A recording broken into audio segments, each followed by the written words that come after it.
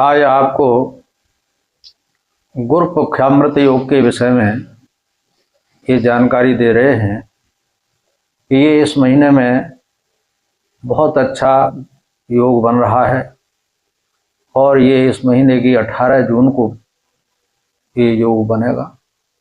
इस योग में क्या होता है कि इस गुरु पुख्यामृत योग में आप जो भी कार्य करेंगे उसका हमेशा लंबे समय तक रहने वाला पुण्य बनता है। गुरु पुख्य का मतलब है कि पुख्य नक्षत्र के जो गुरु हैं वो बृहस्पति देव हैं और बृहस्पति में महाराज गुरु हैं और गुरु का रूप जो है भगवान स्वरूप का होता है, भगवान कृष्ण का होता है। भगवान कृष्ण ने गीता में कहा है कि इनमें जो गुरु हैं बृहस्पति उनमें मैं ही हूँ। तो बृहस्पति होने से और उस दिन पुख्य नक्षत्र होने से ये गुरु पुख्यामृत होता है। एक और खास बात है इस दिन कि इस दिन सर्वार्था सिद्धि योग भी है और ये योग ज़्यादा लंबा समय का तो नहीं है। 5 बज के प्रातःकाल सूर्योदय के बाद ही लागू होता है। 5:49 से लेकर के और 11 बज के दोपहर से पहले ही समझ लो 11:32 तक ये गुरु पुख्यामृत योग रहेगा। इस गुरु पुख्यामृत योग में आप पूजन करें, देव पूजन करें, अपने गुरु मंत्र का जाप करें, हवन करें, दान करें। मतलब ये है कहने का कि आप जो भी कोई सनातन कार्य करते हैं, धर्म संगत कार्य करते हैं, उसका पुण्य बहुत लंबे समय तक स्थायी रहता है। जब स्थायी हो जाता है वो पुण्य तो उसका हमेशा हमेशा लोक और परलोक में सब जगह इसका पुण्य प्राप्त होता रहता है। इसमें आप पूजन भी कर सकते हैं। दूसरे इसमें अगर कोई उपाय करना चाहे तो उपाय भी कर सकते हैं। ये योग 5:49 से प्रारंभ होगा और 11:32 तक रहेगा। तो इसी बीच में आप जो है साधना, विशेष साधना जो भी करना चाहें वो भी आप कर सकते हैं। तो उसका भी आपका पुण्य लंबे समय तक टिकाऊ रहने वाला है। ऐसा योग है। वैसे तो कभी कभी पढ़ते ही हैं लेकिन हर महीने पढ़ना ये कोई आवश्यक नहीं होता है। वैसे तो पिछले महीने में भी पढ़ा था और ये संयोग है कि इस महीने में भी आपको 18 जून को ये योग प्राप्त हो रहा है। तो इस योग का लाभ उठाएं आप। एक और खास बात यह है कि इसी दिन विनायक चतुर्थी है। विनायक चतुर्थी और संकष्टी चतुर्थी ये 2 प्रकार की चतुर्थी होती है। संकष्टी चतुर्थी जो होती है वो कृष्ण पक्ष में पड़ती है और विनायक चतुर्थी जो होती है वो शुक्ल पक्ष में पड़ती है। इस विनायक चतुर्थी के दिन आप जो भी गणेश जी से उम्मीद करेंगे, चाहेंगे, उनका जो भी उपाय करेंगे, जिस कामना से आप करेंगे तो गणेश भगवान वो सारी कामनाएं पूर्ण करते हैं। विनायक चतुर्थी का पूजन दोपहर काल में होता है और संकष्टी चतुर्थी का पूजन सायंकाल में होता है। ये खास बात है। तो ये संयोग आपके साथ में ये बन रहा है कि ये विनायक चतुर्थी है और इसी दिन गुरु पुख्यामृत सिद्धि योग है। ये 11:32 तक रहेगा। तो आप गणेश जी की साधना जो भी करते हैं या करना चाहते हैं, अपने धन की बरकत के लिए, परिवार की बरकत के लिए अथवा अपने हर कार्य में बरकत हो, उस बरकत करने के लिए आप एक उपाय छोटा सा करना चाहें तो एक पीपल या बरगद का पत्ता ले लें और जिस तरफ वो चिकना होता है उसी तरफ जो है एक हल्दी से स्वास्तिक बना लें। उस हल्दी से स्वास्तिक बनाने के बाद में उसका पंचोपचार पूजन करें।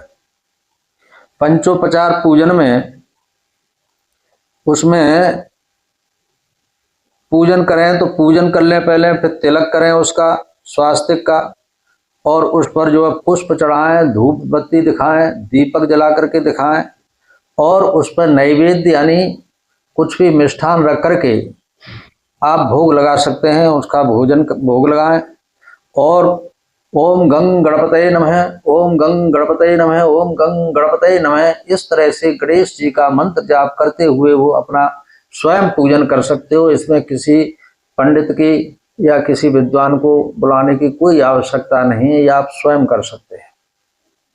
ये करके इसे ध्यान रहे कि ये मुहूर्त आपका 11:32 तक हो जाना चाहिए। ये कार्यक्रम 11:32 से पहले पहले कर लें। यदि आप 11 बजे प्रारंभ कर देंगे तो भी आधा घंटा में कर लेंगे। अगर आप 11:15 बजे करेंगे तब भी 11-11:30 बजे तक ये पूरा कर सकते हैं। इतना बड़ा कार्य नहीं है। अब उन पत्तों को लेकर के, जो भी एक पत्ता है, आप उस पत्ते को लेकर के आप अपनी तिजोरी में स्थापित कर दें, अथवा पूजा में रखना चाहें पूजा में रख लें। वैसे तो ये है कि आप अपने जहां आप धन रखते हैं, जहां रुपया पैसा रखते हैं, वहीं पर आप इस पत्ते को रखें। किसी वस्त्र में अगर लपेटना चाहें तो, अथवा स्वास्तिक जो बना हुआ है उसी को आप कलावे से भी आप संरक्षित करके रख सकते हैं। इतना सा कार्य है, कोई बड़ा कार्य नहीं है। इससे क्या होगा कि आपके घर में बरकत शुरू होगी। बरकत का मतलब ये है, देखिए, धन वृद्धि के कई उपाय और कई कारण होते हैं। एक तो धन वृद्धि ये होती है कि आपके पास धन आना प्रारंभ हो जाता है, जिसको आप समझने लगते हैं कि अब हमारे को समय बढ़िया आ गया कि धन ही धन आ रहा है।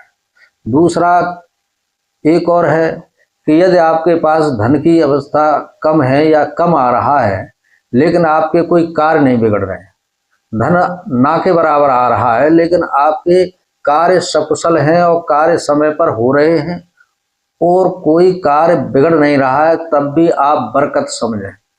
ये भी बरकत का है।